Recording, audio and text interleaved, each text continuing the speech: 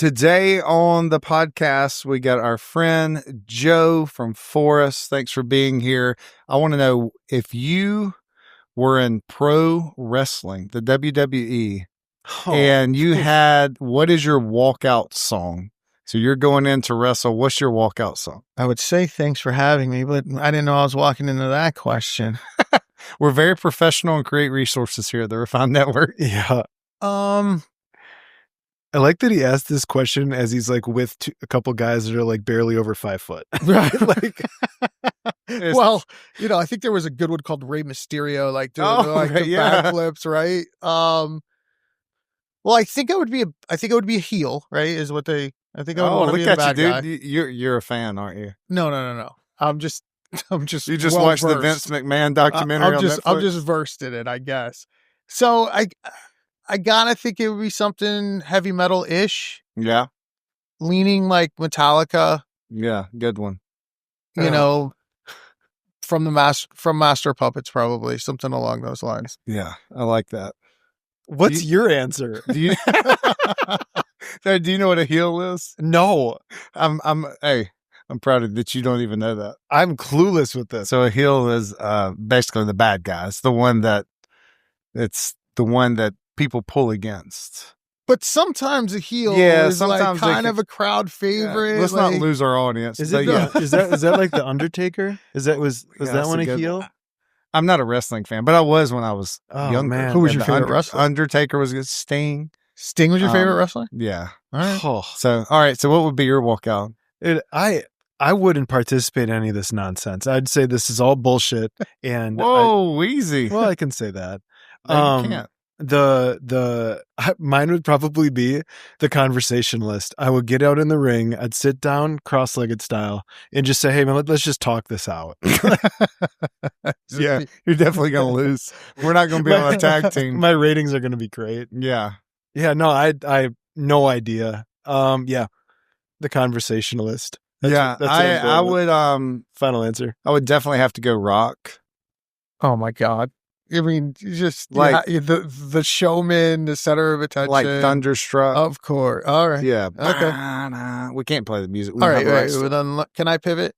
Yeah. And ask a question back? Since I did rock, now you're like, I want to change. I'm going to do paper. No, I'm going to ask a question to Christopher.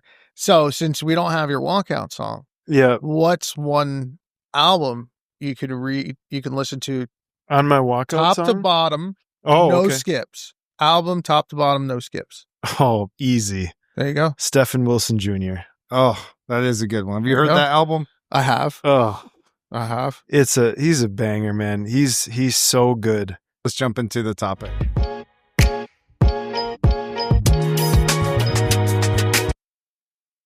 All right. So Joe, working at Phorest. How long have you been at Phorest? 7.5 years now. All right. What's your official title there? I am a senior partnerships manager. Okay. What did you do before Phorest? I don't think I know this. I started in the beauty industry, right? Where I was all the way back to where I was working the desk at my mom's salon while I was in college. And then I worked for a few distributors, selling directly to, business to business, selling to salons and stylists. And then I had this idea that I wanted to get into tech and I wanted to get into salon tech. Right. Because I felt like it was pretty antiquated at the time. And somebody gave me great advice and said, selling technology is different than selling products and brands, right? It's not as relational.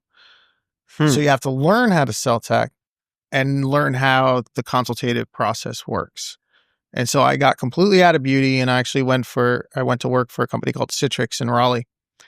And I was kind of like rebranded myself where it was relatively entry level role.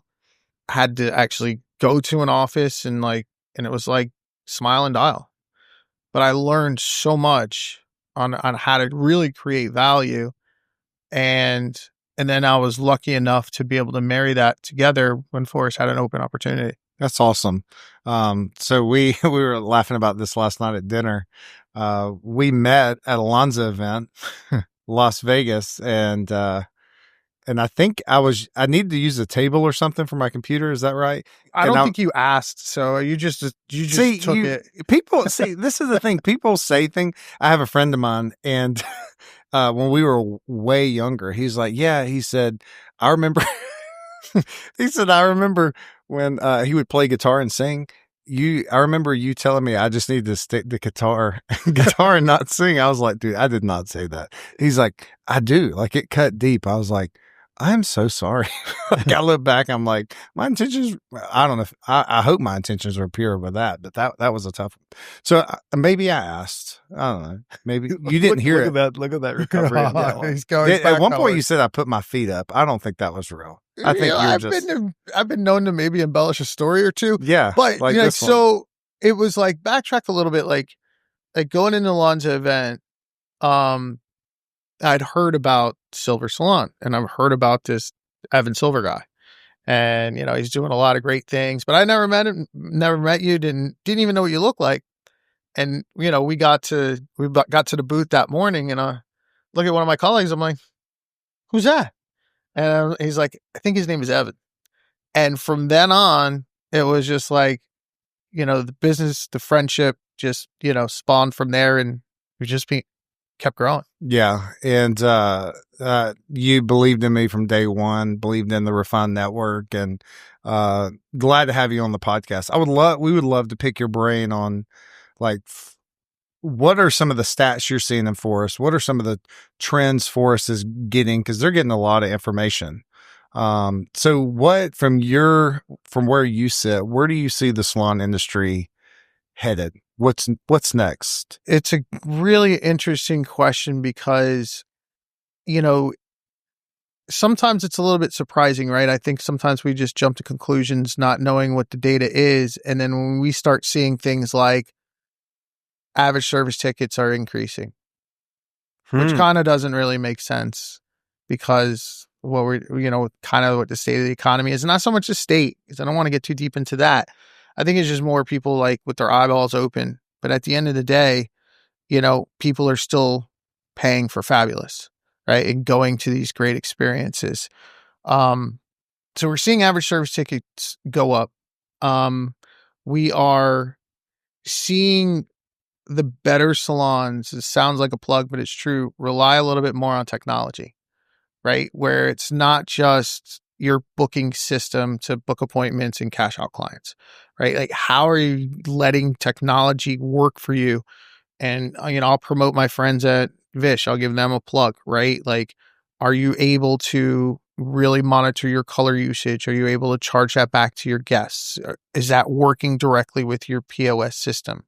Right. But I think my favorite thing that's been trending a little bit is staff goals and understanding how to leverage staff goals. And so many times I walk into the best of the best salons and we got a board up in the break room, right? And people keeping track, which is cool because we like that interactive and gamifying it. But probably my favorite feature in Phorest is the goal setting feature and able to track their real-time metrics. And I think the most profound stat that I've heard lately is like when the stylist sets their own goals, they're 20% higher than if the owner sets the goals for them. Oh, yeah. I believe that. I mean, we've talked about it on this podcast as we do 1, 3, 5 year goals for personal, professional, and financial. I'm doing it in our growth coaching with our salons now. It's like, hey, I can't coach you to where you want to go unless I see where you want to go. And it's very interesting. Even salon owners, they're like, I haven't really thought about this because they're so in the weeds. And yeah, the goal part on the app, that's what the staff know. They set them and they're one-on-ones and they know exactly. They'll come in, they're like, I was over my goal by $3. Yeah. Mm-hmm. It's like, wow, it's great that they know that. And we send them like little notifications, unicorns, or reminders if they're trailing behind. Sell one more product. I didn't even know that. Well, because I don't have goal. I don't set goals through Phorest. For yourself. Yeah, for myself. Right, so that's cool. So it sends notifications. It does. What are the conversations the things that are on your roadmap, the things that you're bringing into the industry? what are those things in the future going to encourage in conversations in the salon and salon teams, whether from leader to stylist, things of that nature? What we like to do, and one of my strategies when I talk to any level of salon is trying to open up that conversation and having a demo. And I think sometimes when people, assume that we want to demo them because we want to sell them, right? But I tell people all the time, a lot of times the no's are just as valuable as the yeses. Because what happens is we're able to cluster those no's. And if there's a trend or a feature set problem that we're not winning, right? And winning is not just getting somebody's business. It's making sure that we're the right fit for That's them. so good. Early on, I was, I think, the second employee in North America. I'd be emailing product and slacking with them or whatever. And like, we need this and we need that. And they're like, why? Because two people said so, and now we've evolved into, okay, here's a set of salons that have demoed. They're not converting because of feature X. Well, then we need to build feature X, right? And I would say one of the trends and one of the high topics of conversation is obviously AI, right? But it's a slippery slope in our space because a lot of times it's, do they want the experience? Do they want that greeting at the front desk? Do they want everything done automated? Do they want those different touch points along the way to have a conversation with the front desk, have a conversation with their stylist? So I think that the jury's still out on where we're going to land with AI. I know that there's a soft rollout coming with some really, really cool tools there. But yeah, it's just really uncovering of how it's almost like how you guys move and where the industry is moving. We become reactive. It's that Italian blood reactive, right? Yeah. It's so funny because you said it and I was like, I think you're actually like predictably responsive. Of course, he's got to go high level. Yeah. Right. Yeah. All right. Hey, shameless plug. We want to continue to serve. Check out the App Store. Type in The Refined Network. It's available both on Apple and Android. Here's the thing. It's a way that we can continue to serve you. All of our podcasts, all of our digital resources, and our community is there. Here's the thing. We believe that we're better together. Back to the episode. There's salons that we've had to turn down because it hasn't been the right fit, which is just mind blowing. But we're just like, hey, this is the path we need to take. And like your path is going somewhere else. So for us to have the right salon, what is the salon that Phorest would say, yes, this would be a great partnership? The salon just comes and says, what's your price and show me your appointment calendar. It's probably not going to be a fit because at the end of the day, there's so many, the software space, there's so many different levels of how we can serve the salons. Well, if that's the only thing they're worried about, you're going to get, there's other competitors that's going to beat you at that because they're going to have lower price and the screen. I mean, anybody can make a good looking screen, right? Dude, so, think yeah, so. That's the two things. But I love that the marketing part of Phorest. My wife and I went to a conference last year and they said, you've been focused on revenue and sales and you need to be focusing on marketing, number one. And that's what we focused on. And we saw last year just blow up using the ads manager with Phorest. Do you know off the top of your head how many salons actually use the ads manager who have Phorest? Off the top of my head, no. But what would you guess? Are there more people using it? So we talking about North America or globally? Let's do North America. Okay, fair. Good. So I think that's going to be an easier one for me to calculate. So right now we're shade under 3,000 businesses in North America and 12,000 globally. I think we're just over 12,000. Probably about, I would say 20% are using Ads Manager, right? Because it's really not for everyone. If you're owner operator, you don't have the time, but once you start kind of delegating a little bit more, maybe taking, themselves off of the floor a day and dedicate to marketing and really try to maximize the ROI within the salon, then that's something that they can kind of graduate into. So we're continuously seeing that uptick and using that feature. But what I always like to say is there's so many other things that you could use and maximize before you get into some of the higher level marketing. Right. And you guys just had your summit. We did. So tell us about the summit. Yeah, summit's really cool. It's very, very unique. So I go to a lot of these different events around North America.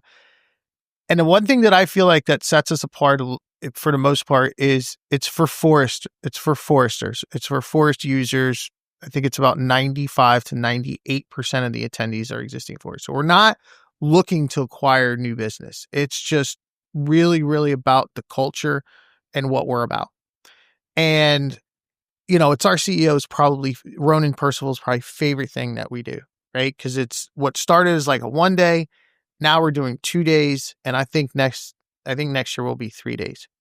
And when it comes to speakers, it's almost, we try to make sure that there's like a full flow of, there's a little bit of education. There's a little bit of comedy. There's a little, like this year we did a big big on mental health, on diversity. So we want to make sure that there's just this ebb and flow of speakers to where the guests that are investing a lot of money to be there, right? I think we had 300 US attendees flying over to Dublin, Ireland. And just, I've never been around just like the culture, the energy, the positivity, and iron sharpens iron. Some of the best owners being together, having those conversations over a Guinness in an Irish pub just really takes you to that next level. Christopher, did you hear that? Like comedy. Well, what I heard was I'd be able to, I was like, how do I even get to go to this thing? And then you said mental health and then comedy. I was like, if I talk about my mental health, it likely is comedy. I think I'm in like fling. Yeah. And Joe and I could just be up there. We got a panel seat for you. Oh, y'all set me up for this, huh? Yeah, this is an intervention. Oh, okay. Let's do it on stage there. I like it. Let's go. Perfect. Well, yeah, you think about it. If you had people flying across the ocean to get there, like they're ready to show up and they want to cry. They want to what? They want to cry with me. That's exactly what they're wanting. Yeah. It's like, I can't wait for that. That's good therapy. And then hopefully you got some, really high level numerically gifted humans that can talk about some things that might help build the business. Yeah. That too. We'll add that in at the end of the talk. Yeah. One thing I love about you, Joe, is you're very relational. Is that part of Phorest? And do you have the team that you have? Like, what's your leadership look like when leading your team? Well, I think it's more so. I mean, that's probably one of the coolest things about Phorest, right? It's just it's definitely relational, but like when it's that working hours, it's very what I like to call between the lines or Euro term, like it's on the pitch, right? We are very driven to make sure we get to that goal. And it's not so much about, and to me, it's more about the camaraderie and the collaboration where like, maybe I'm team lead on event X or maybe somebody else might be. And I don't think there's a lot of egos and we're all in it to serve Phorest and provide best possible software to the salons that are a perfect fit for us. But honestly, I think the most important thing is just really like matching people up to the environment and like who's going to really blend in well with this network of people. Right. And I mean, perfect example in the South, right? Like the Southern culture is a different ballgame. So, you just want to make sure, hey, we're coming down. It's just a different dynamic and a different talk track. So we will actually prep on what that personality type might be from the salon owner in that environment. I think it's just more of like just collaboration and how but at the same time, we don't want to make it about us. We want to make it about the attendees and making sure that they're getting the best service possible, whether it's Refined Network, whether it's Phorest, whether it's other POS systems for that matter, because we need to continue to scale and grow this industry. What's one of the biggest struggles you see when you're you're doing demos with the salon, like what's some of their biggest needs? Biggest or why do needs? you see them switching? Why do you see them switching? I think the biggest thing now is because we continue to evolve the software. I think it's just a matter of if they're using inferior software, then are they willing to rip the Band-Aid off and go through that change? And one of my taglines that I always like to say is there's whenever there's change, there needs to be some adaptation. And so I think it's about being open to it. If they're open to that change, knowing there's going to be a little bit of turbulence along the way, whether it's just, a different way to do the same thing. Right. Then I think that's really what it comes down to, right? I think the number one thing that we've probably always had pushback on is allowing the stylists to have access to their phones that would also have access to the salon data. Yes. But I think it's just, it's understandable. They want to be protective, but at the same time. Yes. But also stop controlling people's ability to make money. The amount it's one of the policies that show me that policy. I can guarantee that you have a retention issue. Likely both on the side of it staff wise and also on client. Because I think if you're trying to micromanage that level of it, right, when you understand the phone, sure, could you say that it, hurts productivity? I think based on the individual and based on what they're going through in life, right? If I see someone that's massively on their phone and not using it professionally, my curiosity goes to, gosh, do you have a boundary issue there? Where you feel like you have to use this and reply in the speed, but think of it in the way of all of the great ways that it can serve the service professional, right? There was a salon recently I talked to. I was like, okay. So let me get this straight. You're going through a consultation with someone and you being able to have a curated digital space, which would be your social media, that you can show them the work that you've done. Please help me understand how that would hurt the consultation. And it's in these situations like that. And then on the other side of it, one, being able to look into the formula right at the station. And instead of then what? You got to walk 15 steps to a computer and then disrupt something that's going on there. Just thinking of these things, but yes, encouraging these practices of hey, use tech to your advantage. The phone is never going to go away. The things that we're doing with it, and it's only going to get better. It's only going to get more intuitive, right? You said that if they switch to Phorest, they will have no issues switching software. That's everything. A big statement. Oh yeah, you set them up on that one. Funny. You were. No, I always tell people, I'm like, look, you got to look at the long term, because 6 weeks you're going to throw your company into a whirlwind. I will say this. I think there's one thing that I feel like is the constant that we see the easiest success is when the team buys in. Yes. Right. Yes. So yes, it's your name on the door. It's your decision, but looping in the salon manager, salon coordinator, or, even, the artistic educator, within the salon, to have them take a look. Because a lot of times they don't even, they're fine. They'll support whatever decision. Yeah. On their end, it's usually they just want to be asked. It's the schedule. That's it. Yeah. Or they just want to be asked. Communication will clear that. Gosh, you're so right. Just recently, we the way that our payroll processing works, my main thing with my financial fiduciary responsibility to my team is I will take care of everything in the sense that you get audited. Everything has been done correctly on your payroll. Anything that is digital tracking, everything will be done, right? So our payroll company started to calculate 401k contributions with cash tips. I was like, hey y'all, so we already see 3.5% on the cash tip, and the cash just flows through the company. So we're literally losing money already as it is, and then we do 3% match on that, right? So now we're at 6.5%. That's not a cash flowable situation, right? And it was going to the team and saying like, hey, the software allows us to surcharge.